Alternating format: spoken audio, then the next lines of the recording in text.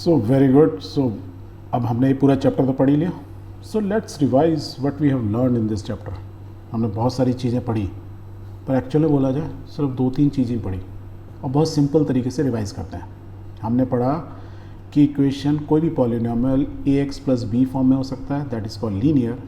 यदि वो ax square plus b x plus c होगा तो पावर 2 होगी, that is called quadratic equation. और यदि पावर 3 होगी तो दैट इज़ क्यूबिक पॉलिनोमियल या एल्जेब्रिक एक्सप्रेशन। इनको एल्जेब्रिक एक्सप्रेशन भी बोलते हैं या पॉलिनोमियल्स भी बोलते हैं। ए बी या ए बी सी या A B C D are the coefficients हैं इन पॉलिनोमियल्स के। पहली चीज़ हमने ये पढ़ी, ओके। फिर हमने ये देखा कि किसी भी पॉलिनोमियल को, स्ट्रेट लाइन को हम ग्राफ पे ड्रॉ कर सकते हैं। तो y is equal to polynomial को यदि मैं y is equal to X plus B लूँ, x की डिफरेंट वैल्यूज़ पर मैं y का वैल्यू निकाल के I can draw a graph. ये हमने सीखा। तो हम ग्राफ बना सकते हैं। ग्राफ बनाने में हमने सीखा यदि लीनियर होगा तो x एक्सिस को एक ही जगह काटेगा। वो मीन्स x की पावर यदि 1 है तो जिस जगह काटेगा वो जगह क्या होगी, पॉलिनोमियल की वैल्यू 0 होगी उस x की वैल्यू पर। तो ये कोऑर्डिनेट जो है वो बता रहा है हमारा कि यहाँ पे पॉलिनोमियल की वैल्यू 0 मीन्स y की वैल्यू 0 है, वेयर एज x की वैल्यू ये है। तो और जो x की वैल्यू है वो क्या होगा, उसका zeros of the polynomial, means उस वैल्यू ऑफ x पर जिस पर पॉलिनोमियल की वैल्यू 0 हो जाए, दैट इज़ कॉल्ड जीरोज या रूट। और स्ट्रेट लाइन में हमने क्या सीखा था, वो मैक्सिमम एट द मोस्ट एक ही जगह काटेगी x एक्सिस को और दूसरी जगह काट ही नहीं सकती। ज़्यादा ज़्यादा यदि एक जगह भी नहीं काट रही तो क्या होगी, लाइन पैरेलल होगी। ये हमने सीखा। वेयर एज क्वाड्रेटिक इक्वेशन के केस में हमने सीखा कि वो पैराबोला बनाते हैं। वो पैराबोला डाउन हो सकता है, अप हो सकता है, डाउन हो सकता है, अप हो सकता है। x की पावर 2 है तो जीरोस कितने होंगे, मैक्सिमम एट द मोस्ट 2 हो सकते हैं, 1 हो सकता है, नील हो सकता है। और ग्राफिकली यदि 2 होगा तो आपको अपने आप ग्राफ से देख के बता दोगे 2 जगह x एक्सिस को कट किया, इसने भी 2 जगह x एक्सिस को कट किया। ये डाउन क्यों है, क्योंकि a की पावर a जो कोफिशिएंट है वो क्या नेगेटिव है। यदि a नेगेटिव होगा तो पैराबोला की डाउनवर्ड डायरेक्शन होगी। a यदि पॉजिटिव होगा कोफिशिएंट x स्क्वायर का तो वो हमेशा ऊपर होगा। यहाँ पे कितनी जगह टच कर रहा है, एक जगह x एक्सिस को टच कर रहा है, दैट मीन्स इसकी रूट कितनी है, जीरोस कितने हैं, 1। ये कहीं टच नहीं कर रहा है, इसकी 0 है नील। तो क्वाड्रेटिक इक्वेशन के यदि ग्राफ देख के भी आप बोल सकते हो कि उसकी कितनी रूट्स होंगे या कितने जीरोस होंगे वहाँ पे जहाँ पे वो x एक्सिस को कट कर रहा होगा। एग्जैक्टली सेम वे में हमने क्यूबिक पॉलिनोमियल्स का देखा। उनको यदि आप ड्रॉ करो, डिफरेंट क्यूबिक पॉलिनोमियल डिफरेंट तरीके से ड्रॉ होंगे। क्यों? क्योंकि a b c x y z की वैल्यू अलग अलग होंगे। यदि इससे पर ये मालूम चल जाएगा कि एक जगह कट कर रहा है तो इसका एक जीरोस है, इसकी 1 2 3 जगह कट कर रहा है, ये 1 2 3 4 जगह कर रहा है, ये 1 2 3। तो हम ना डिफरेंट रूट्स पता लगा सकते हैं। पर मैक्सिमम कितनी होंगी क्वाड्रेटिक इक्वेशन के केस में, मैक्सिमम कितनी हो सकती हैं, 3 हो सकती हैं, 3 से ज़्यादा नहीं हो सकते हैं। दैट मीन्स ये जो मेरा ग्राफ है इसमें कितनी हो रही है, 1 2 3 4। That means this graph is not of एक मतलब क्यूबिक पॉलिनोमियल की नहीं है। तो ये किसकी होगी, 4th वाले की होगी या 5th वाले की होगी। इससे ये भी चीज़ क्लियर हो रही है। तो आप इजीली पता लगा सकते हो कि भाई इसमें तो 1 2 3 4 आ गए, तो ये नहीं है। तो this is what we learn. Plus हमने ये सीखा कि कोई भी पॉलिनोमियल है तो उसके हम लोग डिवाइड कैसे करते हैं वो हमने सीखा। और हमने ये सीखा कि जिस चीज़ से डिवाइड करते हैं वो उसका फैक्टर होगा। तो यदि एक फैक्टर भी मालूम है तो हम बाकी फैक्टर्स निकाल सकते हैं। और हम डिवाइड करेंगे तो 2 तरीके हो सकते हैं कि मैं यदि डिवाइड करूँ तो ये पूरे 100% रिमाइंडर 0 हो सकता है या रिमाइंडर 0 नहीं हो सकता है। और यदि ये 0 हो गया तो इसका मतलब क्या हुआ, दिस क्वोशिएंट मतलब डिवीज़र इनटू क्वोशिएंट, इन दोनों को यदि मैं मल्टीप्लाई कर दूँ तो मेरे को इसका फैक्टर मिल जाएगा। और यहाँ पे x square minus 2x minus 3 जो है ये क्वाड्रेटिक इक्वेशन है। बाय स्प्लिटिंग मेथड में उसके बाकी फैक्टर भी निकाल सकता था।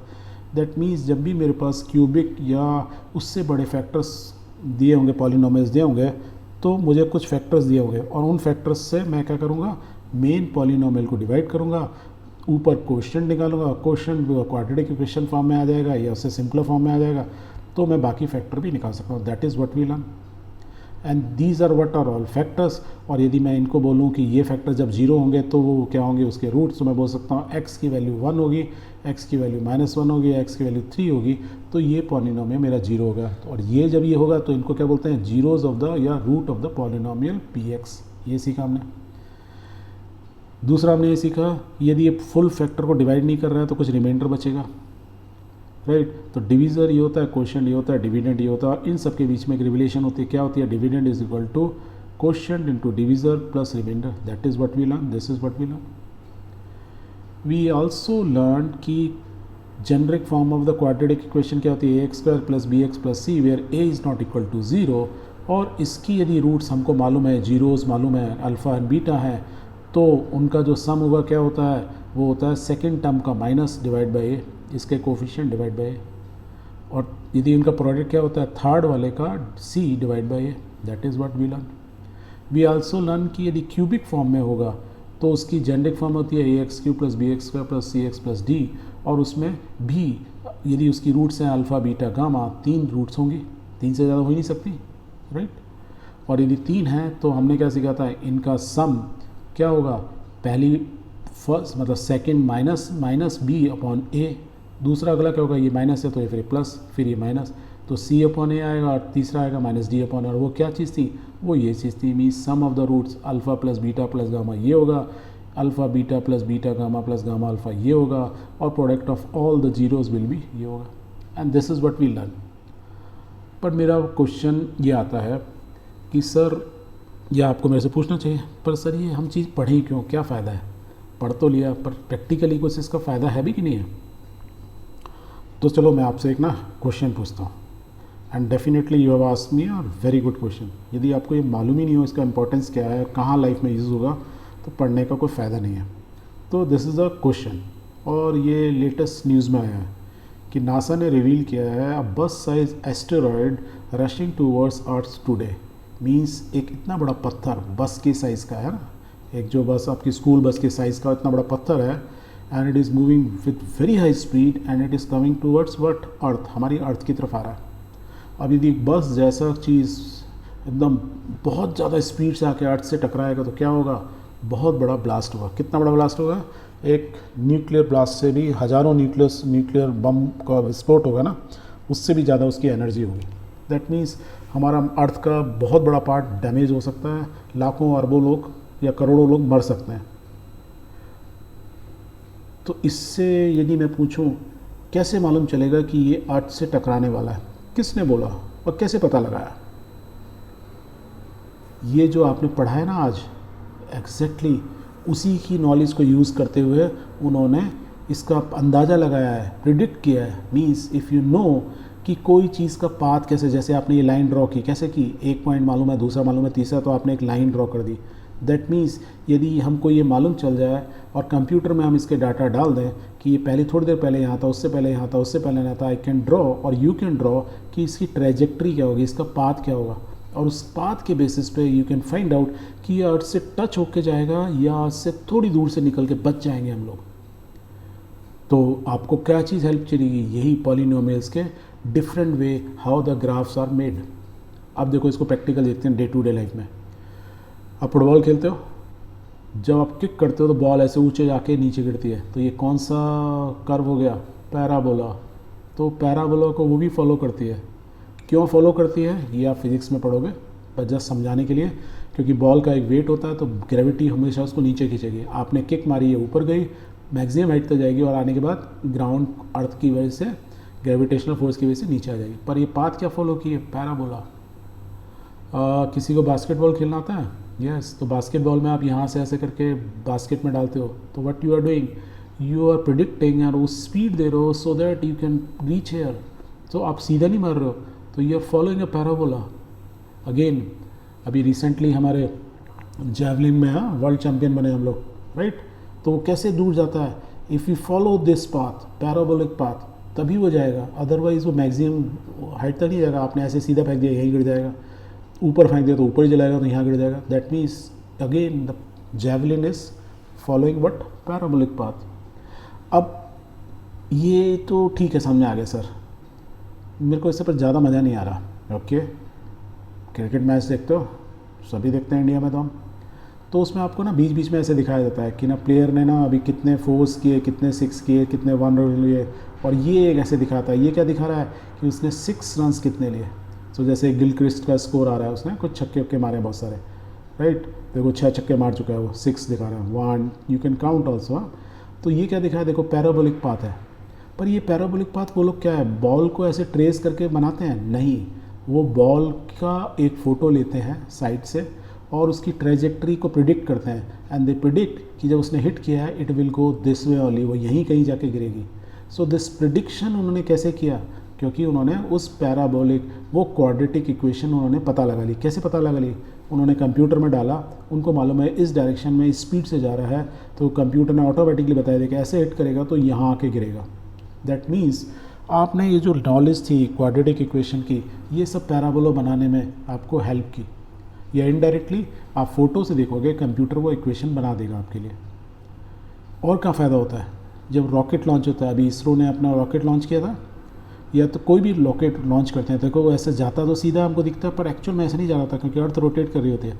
तो it is also following a parabolic path, और उसकी देखो एक एक चीज़ उसकी अलग अलग स्टेज गिरती रहती हैं, अलग होती रहती हैं, वो गिरती रहती हैं ऐसे। सो ये कहाँ आके गिरेंगी? आपने रॉकेट तो छोड़ दिया और ये ध्यान नहीं दिया कि ये पार्ट खुलने के बाद कहाँ के गिरेगा, then it is very very dangerous. पता लगा वो यहाँ से आपने श्री हरिकोटा से उड़ाया और वो जाके जो है अंडमान निकोबार में कहीं पे गिर गया, देन कुछ लोग मर गए। दैट मीन्स आपको यहाँ से जब आप प्रोजेक्ट करोगे, जब इसका आपका प्लानिंग करोगे, तो आपको ये ध्यान रखना है कि ये किस डायरेक्शन में जाएगा, कौन सा पाथ फॉलो करेगा, और ये कहाँ पे कौन सी चीज़ हेल्प करती है। ये आपके पॉलिनोमियल्स जो आपने अभी पैराबोलिक पाथ सीखा, उससे कंप्यूटर प्रेडिक्ट करके बता देगा कि यदि ये आपने यहाँ डिसंगेज यहाँ हुआ ये वाला स्टेज, तो वो इस स्पीड से जा रहा होगा और वो इस पाथ को फॉलो करते हुए यहाँ गिरेगा। और ये पाथ क्या है? इज़ अ मैथमेटिकल इक्वेशन, और उसी बेसिस पे वो प्रिडिक्ट कर रहा है कि यहाँ गिरेगा। हो सकता है बीच में हवा तेज़ ज़्यादा आ जाए, कम आ जाए, तो थोड़ा बहुत इधर उधर हो सकता है, but the computer will predict more और लेस एग्जैक्ट लोकेशन की कहाँ गिरेगा। और if you know the exact location, तो वहाँ के या तो लोगों को हटा दोगे, या आप ऐसा प्लानिंग करोगे कि वो समुद्र में जाके गिरे और उस समय इस एरिया में कोई भी और कोई शिप वगैरह ना हो। So this knowledge we use here. अभी रिसेंटली हमने चंद्रयान भेजा। कैसे भेजा? चंद्रयान 1 भी हो या जो भी भेजे हमने चंद्रयान, उसमें क्या होता है, रॉकेट हमारा जाता है, वो ऐसे ऐसे सट्टे चक्कर लगाता है। तो ये देखो ये सब पाथ क्या है, फिर हम प्रेडिक्ट करते हैं कि यहाँ आएगा। दूसरा मून क्या है, यहाँ पे इस समय पर ये यहाँ से चल रहा है। तो ये जो पाथ है क्या, mathematical equation, it is what is a polynomial algorithm है। वो इक्वेशन फॉलो करेगी कि मीन्स आप इस स्पीड से ये इस टाइम पे यहाँ पहुँचोगे, तब तक मून यहाँ से चलता चलता यहाँ आएगा, और जब ये मून यहाँ होगा तो फिर आप इसके चक्कर ऐसे ऐसे लगाओगे। अदरवाइज़ यदि ये आपने सारे कैलकुलेशन ठीक नहीं किए, कैलकुलेशन मीन्स दीज पॉलिनोमियल के ग्राफिकली आप बनाते हो, और आज की डेट में आपको इक्वेशन नहीं लिखनी होती है, आप मैथ कंप्यूटर को जब यूज़ करते हो you can have this path. और ये पाथ कंप्यूटर कैसे बनाता है? He is using the polynomials, या जो आपके क्वाड्रेटिक इक्वेशन उनको यूज़ कर रहा होता है। तो यहाँ पे भी बहुत हेल्प आती है। एक और भी चीज़ होती है, ओलंपिक्स में जाते हो, यू शूट द डिस्क को आप शूट करते हो, तो डिस्क ऐसे लेफ़्ट से ऐसे आती है, राइट, और आप गन से इसको हिट करोगे, तो यू हैव टू प्रिडिक्ट कि मैं ऐसे हिट करूँगा, स्ट्रेट हिट करूँगा, तो जब मेरी बुलेट यहाँ पहुँचे और इसकी जो स्पीड है दोनों सिंक्रोनाइज होनी चाहिए, जबकि ये पीछे है जब आपने गन को हिट किया। तो ये सब चीज़ें क्या हैं, यहाँ पे आपने मैथमेटिकल कैलकुलेशन नहीं की, यहाँ आपका एक्सपीरियंस प्रैक्टिस से आपको आ गया कि जब ये लेफ़्ट में इतने सेंटीमीटर दूर होगा तब मैं ट्रिगर को हिट करूँगा तो वो इस डिस्क को हिट कर देगा। तो you can what you can get gold medal in Olympics, right. तो ये सारी चीज़ें जो हम पढ़ते हैं, यदि आपको बहुत अच्छा एस्ट्रोनॉट बनना है, या आपको एक जैवलिन थ्रोअर बनना है, या बास्केटबॉल या फुटबॉल या क्रिकेट, तो आपको ये चीज़ें मालूम होनी चाहिए। यदि नहीं भी मालूम है, unconsciously you are following all those things, and this is the important of this chapter called polynomials. I hope I have explained in properly. Thank you.